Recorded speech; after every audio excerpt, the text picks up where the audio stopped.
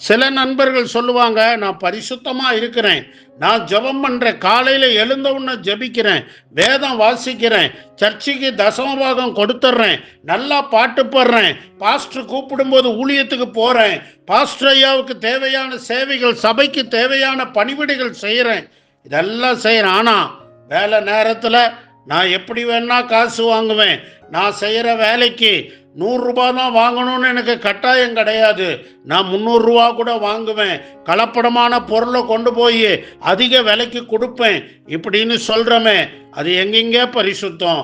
உங்கள் வியாபாரத்தில் நீங்கள் தூய்மையாக இருக்கணுமே, நியாயமான லாபத்தில் திருப்தி அடையணுமே, உங்கள் குடும்பத்துக்கு கடவுள் கொடுத்திருக்கிற வருமானத்துக்குள்ள உங்களுடைய செலவுகளை அடக்கி கர்த்தரை துதித்து திருப்தியாக வாழணுமே, நீங்கள் வேலை செய்கிற இடத்துல மற்றவங்களை வஞ்சிக்காம ஏமாற்றாம இருக்கணுமே. இதுதானே பரிசுத்தம். பிரித்தெடுக்கப்பட்ட வாழ்வில் பரிசுத்தத்திற்கு முக்கியத்துவம் கொடுத்து ஆண்டவரை மகிமைப்படுத்துவோமா, தேவன் அதில் எவ்வளோ மகிமைப்படுவார், மகிழ்ச்சி அடைவார்.